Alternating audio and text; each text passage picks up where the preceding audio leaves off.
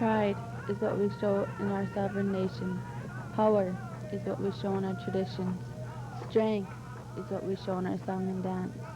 Pride is what we show in our elders. Power is what we show in our language. Strength is what we show in our Red Lake warriors. Pride is what we show in being the Red Lake Ojibwe Nation.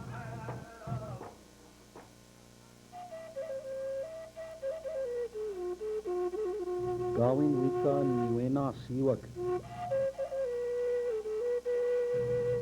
Red Lake Reservation is a country proud and sovereign that in many ways remains undefeated as a people and a nation. Red Lake remains undefeated because we have the given strength to hold on to our traditional beliefs about the land and our culture. Land cannot be sold. The land is our Mother Earth. It cannot be sold. We as Native Americans have great respect for Mother Earth as we do many other cultures. There is no specific term within our language for the word nature. Ojibwe culture respects the earth as part of its very existence, and thus it is rare for us to categorize it as if it were something outside of ourselves. Long ago, we only took what we needed to survive, like herbs for medicine, rocks for tools and sweats, sweetgrass for ceremonies, and animals for food and clothing. Our chiefs would not compromise this belief about the land.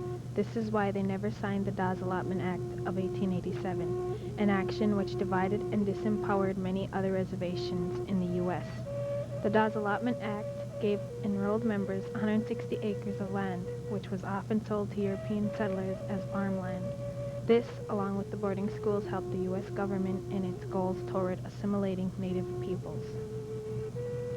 It has been difficult for us to reach back and hold on to the traditions that were most lost in the brutality of assimilation. But because of our continued sovereignty, we, the Red Lake Band of Chippewa Indians, have maintained much of our culture, our language, and our heritage. Today we live a life enriched with powwows, moccasin games, lacrosse, basket making, bead and quill work, sugar bush, and many, many other traditions that keep us strong and united.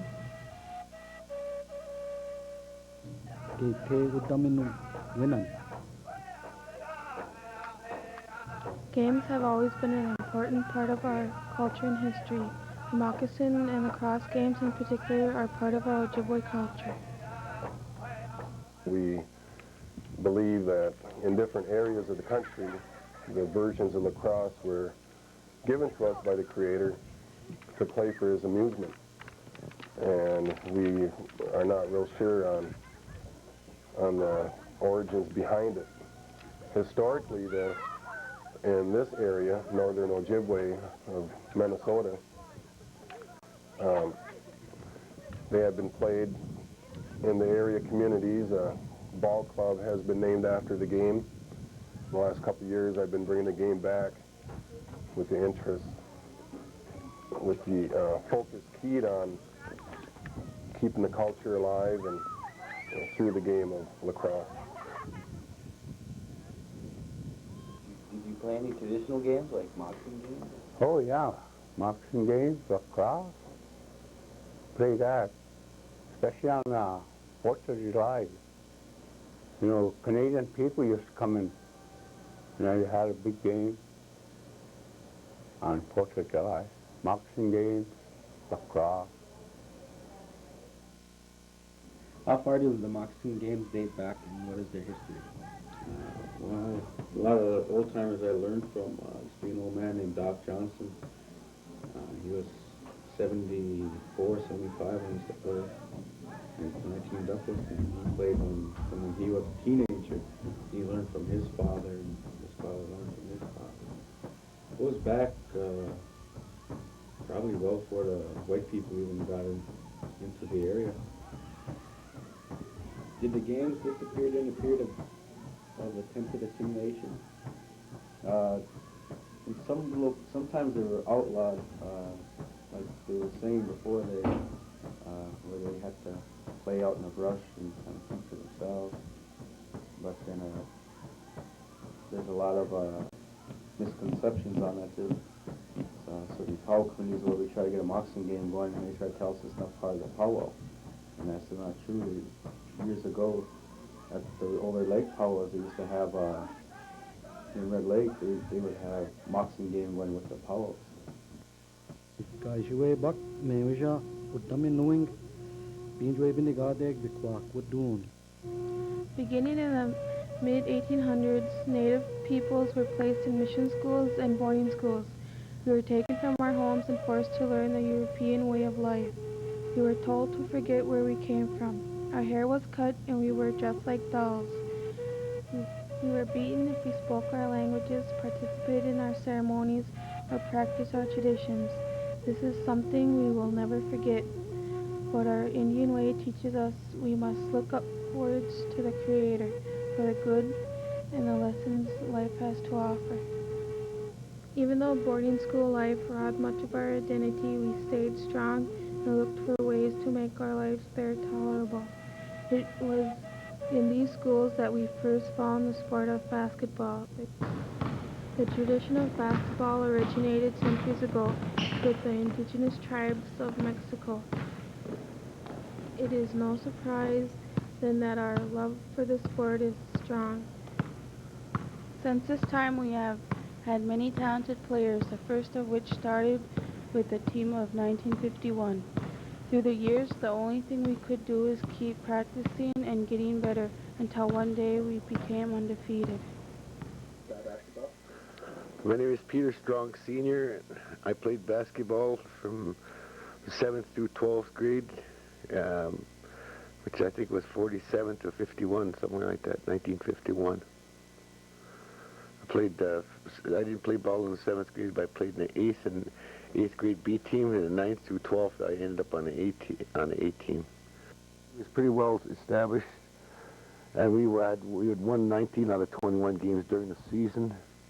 We lost to Bemidji during the district, which pretty hard to get by. Well, the record speaks for itself as far as the high school team. They beat practically everybody they played.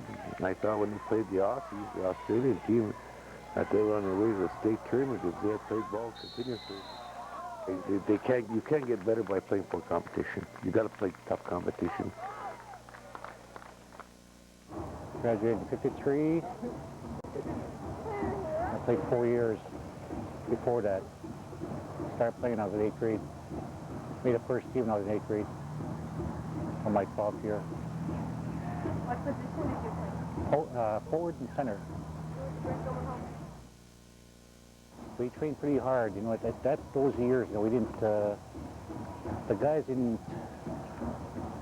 go in old plays like, you know, we can go like pool hall and things like that. We just stayed home and played ball. So. Do you have any advice for today's players? Just keep training. Train hard. So that's all we did. We trained hard. And don't get involved with drugs or drinking. Just stick to your studies. And if you follow that, you go a long ways. My name is Don Lucier, and I played basketball up in Red Lake for, about 1949 through 1952. We did have a couple of shooters who were really good, who did most of the shooting, but I think the other three kind of controlled the tempo of the game. Who were those players? Tony Wells was a center and was really a good shooter. He was a good inside man. He was about 6'4", which at that time was a pretty good height for basketball. There weren't an abundance of 6'7" and 6'8" players. In the district tournament, we won a game by 1 point, and it was a last-second shot that Francis Chunky shot up and went in and won a game for us. So that was really exciting.